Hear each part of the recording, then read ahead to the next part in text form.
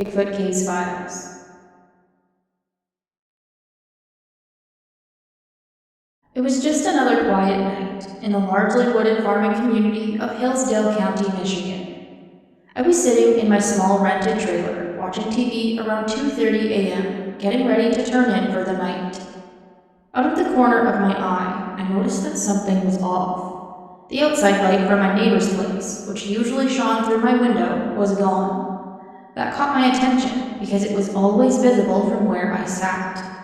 I turned and I looked directly out the window, which was only a few feet away, and when I did, I found myself staring straight into two large yellow, bloodshot eyes, looking back at me through the glass.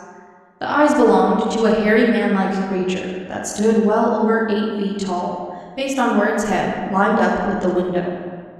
It was standing in the shadows, but I could make out reddish-brown fur on its shoulders and forearms. I couldn't see the rest of the face clearly, but the eyes were unobstructed and fixed directly on me, and they did not blink or shift. I jumped up immediately, my heart pounding, and I threw the blanket aside. I had left the front door slightly open to let the night air in, and as I rushed to shut it, the doorknob would not move under my hand. Something was pushing against it from the outside. At that point, panic set in, and I backed away from the door, and I moved quickly towards the back rooms of the trailer. I locked myself in the bathroom, and I stood there listening as hard as I could. I didn't hear anything come into the trailer. The place was totally silent. The trailer sat on my landlord's 20-acre property, bordered on one side by thick woods and swampy ground. After several minutes that felt much longer than they were, I left the bathroom, grabbed my gun, and I searched the trailer with my wife. We found no one inside, but the front door was still hanging halfway open. I called a few friends who owned a truck and had strong flashlights. They came out and helped search the area, and we did not find the creature that night. The only sign left behind was a set of old muddy fingerprints on the window where the eyes had been. The next day, I measured the height of the window, and I estimated that whatever had been looking in would have had to have been 8 feet tall to pierce straight through that glass. My wife and I had lived there peacefully for 6 months through the winter, but it was clear that something had taken an interest in us. For years, there had been quiet talk in the community about strange things seen at night by shaken residents. Neighbors had reported a prowler moving through their yards after dark. My landlord even told me that his nephew had seen a tall, man-shaped figure casually walking near my trailer around 11:30 one evening. In the nights that followed, I started hearing long, mournful vocalizations outside in the early morning hours. When my wife and I listened more closely, we could hear footsteps and the sound of brush being pushed around. Along with the noise came a powerful stench, like rotting skunk drifting in from the woods. The calls and the grunting noises sometimes sounded like two creatures interacting with each other. Friends who came to visit stayed up with me at night, sitting in their trucks with flashlights, watching the surrounding 20 acres of woods and thick brush that ran across almost to the state line. On several occasions, rocks came flying out of the darkness and struck their vehicles before whatever threw them disappeared again.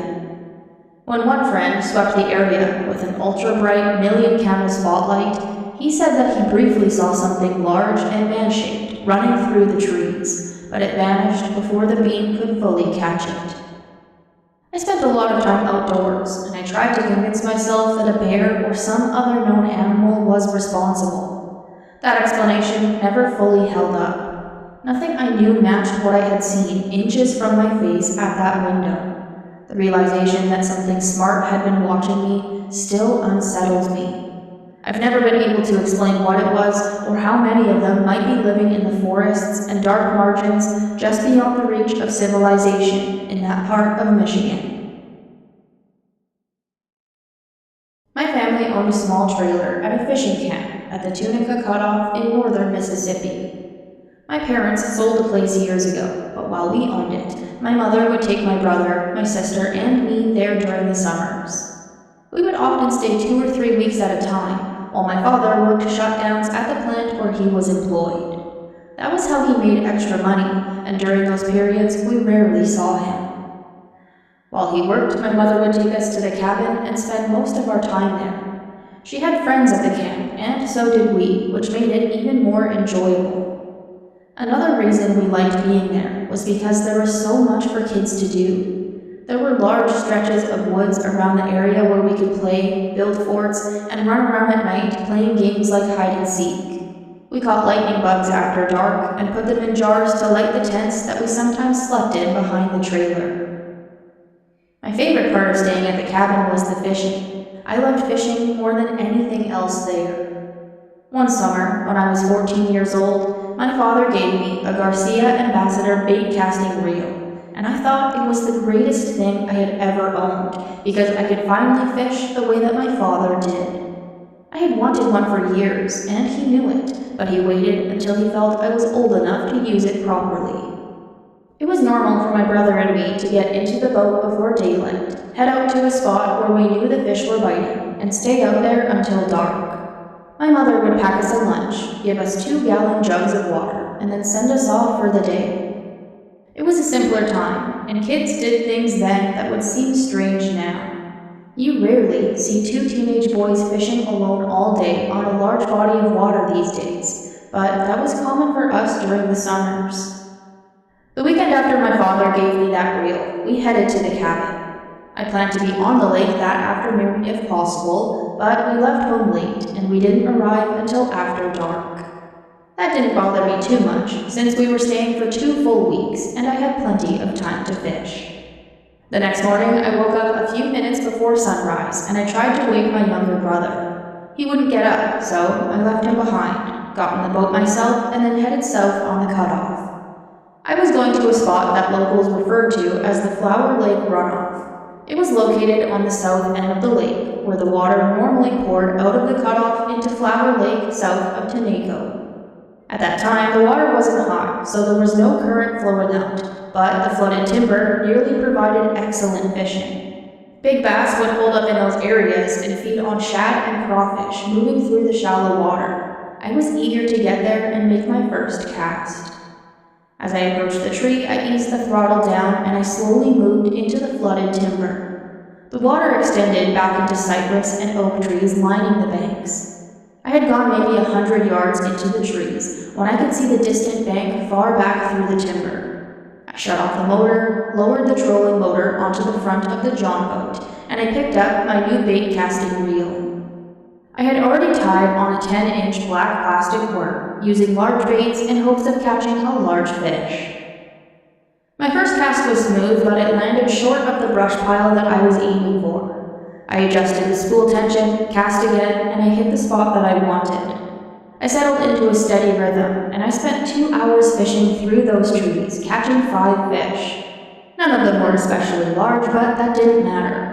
I was alone, using my own gear, and fishing on a quiet June morning. Suddenly close to the bank, I heard a large splash. That kind of noise was common in flooded timber, and often you never saw what caused it. But this was really heavy, like a tree falling into the water. I kept fishing, and a short time later, I heard another splash from the same area. This time closer, and I also saw movement along the bank. I focused on the area 40 yards away, and I saw a large animal standing upright, and it was covered in black and brown hair. I wasn't scared because of the distance between us, though. I stood still on the boat with my fishing rod in my hand, and I just watched it. This animal stood in a squatting position, scooping water with its hands and throwing it over its shoulders and back. Every so often, it would look around like it was checking to see whether anything was watching. I know I was in its line of sight because I could see it clearly, but yet it never looked directly at me, even though its eyes should have crossed my position as it scanned the woods. Eventually, it stood up. This animal was extremely large, not just tall but also broad. I couldn't estimate the exact size, but I can tell you that it was massive. It moved away from me until the water was only up to just above its ankles, and then it laid down in the shallow water and started rolling in the mud. It rolled back and forth, covering itself into the thick gumbo mud common in the Mississippi Delta. This mud is smooth, heavy, and clay-like, always saturated with water. If you step into it too deeply, you can get stuck and even lose a shoe or boot trying to pull your leg free. The animal continued rolling in it until it was completely coated from its neck down to its feet. After that, it stood up and it walked onto dry land. At that moment, the front of my boat bumped into a cypress knee, making a noise. I had been drifting the entire time without realizing it because I was so focused on watching this being. When it heard the sound, it looked right at me, and I was closer to the bank than when I had first seen it. I froze and I held my breath, hoping that if I stayed still, it might not recognize me as a threat, the same way it had ignored me earlier, but that did not happen. It saw me, and it started making a growling sound, and then it stepped into the water and moved towards me. After taking 3 big steps, it stopped and just stared. At that point, I clearly knew I had been noticed. I reached down, pulled the trolling motor out of the water, moved to the back of the boat, and I started the outboard. I put it in reverse, and I slowly backed away. This creature did not move, but its head and eyes followed me as I drifted into deeper water. I then swung the boat around, put the motor in forward, and I gave it some throttle. I moved 50 or 60 yards deeper into the timber and then slowed down. I turned back to look towards the bank, but I couldn't see anything through the brush and the new leaves on the trees. I stopped the boat and I sat there for 10 minutes watching, but I never saw the animal again. I went to fish another area and I later returned to the boat ramp earlier than planned. I wasn't completely shaken by the incident, but I didn't really feel comfortable fishing close to the bank near the Flower Lake runoff for the rest of that summer. More than 30 years have passed since then, and I have told the story to several people. Some think I am foolish, while others believe me and have shared stories of their own from different places. 2 years ago, I saw a video taken in the county showing what appeared to be a big, upright animal in flooded